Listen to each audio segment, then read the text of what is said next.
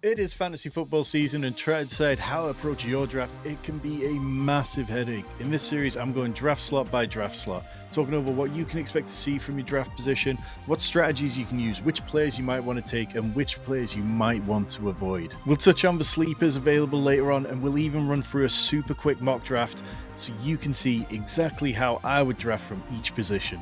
In this video, we're drafting from 109, and you can expect to see these players when you're drafting there. Amon-Ra St. Brown.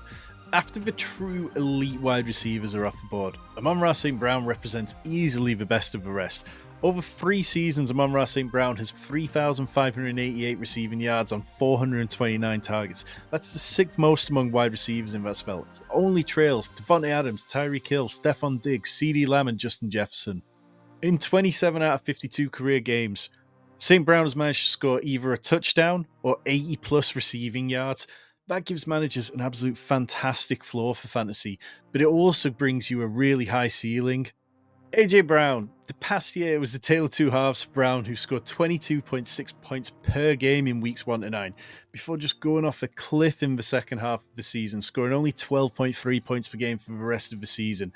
Part of this, it could be attributed to the fact that the Eagles' collapse in general wasn't an AJ Brown thing. It was a whole team thing. It seemed like they weren't on the same page across the board.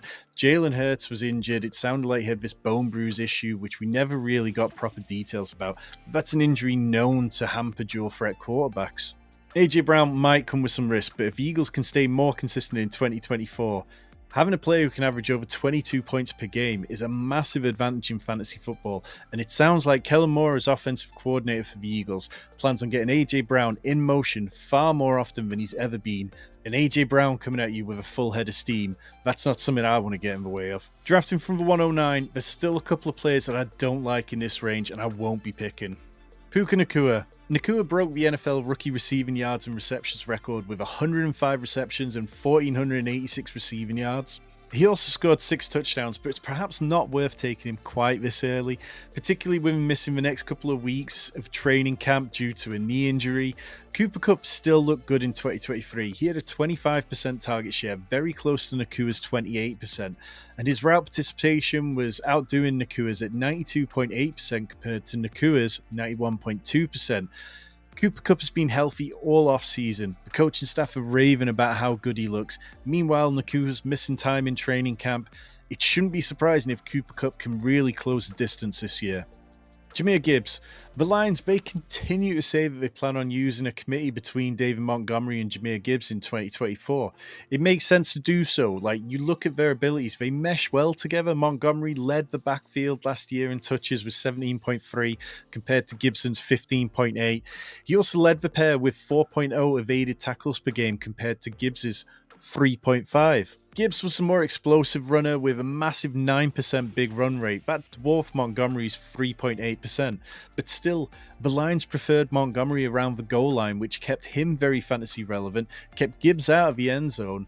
Gibbs deserves to go around the end of the first round or early in the second, but not quite this high in drafts. We're going to use Fantasy Pros Draft Wizard to mock draft. It is insanely customizable. You can sync it to your leagues and automatically copy the settings in. Then it'll adjust the rankings for that. You can choose which expert rankings and insights you'd like to see, including mine, which are part of the expert consensus rankings of over 100 people from across the fantasy football industry.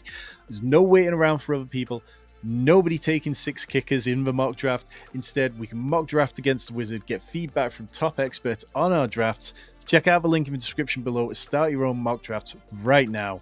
If you are finding our videos for the first time, do me a solid and hit that subscribe button down below. We are ever so close to 3,000 subscribers. Here we do Dynasty, we do Best Ball, we do Redraft, we do DFS. We get you cooking all year long. Picking number 109, we're set for the 2024 season, half PPR. 1 quarterback, 2 running backs, 2 wide receivers, 1 tight end, 1 flex spot, 1 defense kicker, and then 6 bench spots. In this draft, Breece Hall goes 102 and then no running backs until Bijan Robinson at the 108, leaving us AJ Brown. In the second round, we get Jahmyr Gibbs to fall to us, which feels like a nice value. I'd take him ahead of Jonathan Taylor and Kyron Williams. Brandon Ayuk in the third round is going to look like a nice selection. DJ Moore in the fourth. We can really start to build out our wide receiver room in a good way with those.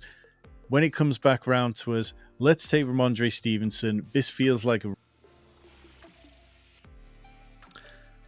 Let's bet on Kyler Murray in the 6th round. He has so much upside, still rushed plenty when he came back last year. If he gets the movement back, he could be a true league winner. Dalton Kincaid in the 7th also fits the profile of a league winner.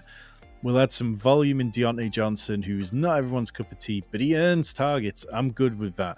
At running back, let's add in Zach Charbonnet. Maybe Kenneth Walker takes the job and really runs with it this year, but I think he's always going to leave the door slightly open for Zach Charbonnet, who's a good talent himself. None of these tight ends stand out when we've already paid up for Dalton Kincaid, so let's go down and grab Courtland Sutton as our wide receiver 5. We still need running backs. We've only got 3. Let's take Ty Chandler, who could really eat into Aaron Jones' work in Minnesota, and then we'll pair him with Marshawn Lloyd in Green Bay, who he's dealing with a hamstring injury, but he's a very fun player. It seems like Josh Jacobs isn't going to get the kind of workload that some people would really like him to. We'll take TJ Hawkinson. Maybe Dalton Kincaid doesn't pan out, and just give ourselves a security blanket for TJ Hawkinson later on in the season when he's healthy. Defense starts to go off the board. Let's take the Dallas Cowboys, who were excellent last year, petered off a little bit towards the end of the season, but have plenty of talent, and we'll pair him with Jake Elliott, the kicker out of Philly. We got a B+, 89 out of 100. Fantasy Pros experts, Derek Brown, Pat Fitzmaurice, Andrew Erickson, all in the green there. Just Joe Pisapia, who did not like that one. Fantasy Pros Mock Draft Wizard saying if you drafted Zay Flowers at the 709 and drafted a tight end later, your score would have been 26 points higher. That hurts me as a Ravens fan, but I can live with it. We'll just do more mock drafts. We'll flesh it out. Week 5, we've got AJ Brown, Jahmyr Gibbs, Jake Elliott all on the bye week. That feels fine. That's not something I'm going to worry about. They didn't like the reach on Zach Charbonnet in the 9th round. 2 rounds earlier than he is ranked. You live and learn. That's the beauty of these mock drafts. We'll do another one. We'll work it out. We'll see what happens. How would you have drafted differently if you were drafting from 109? Let me know in the comments. Leave any questions you have. We answer 100% of them around here. We are going to get you set up to win big in 2024. All you've got to do, hit that subscribe button down below.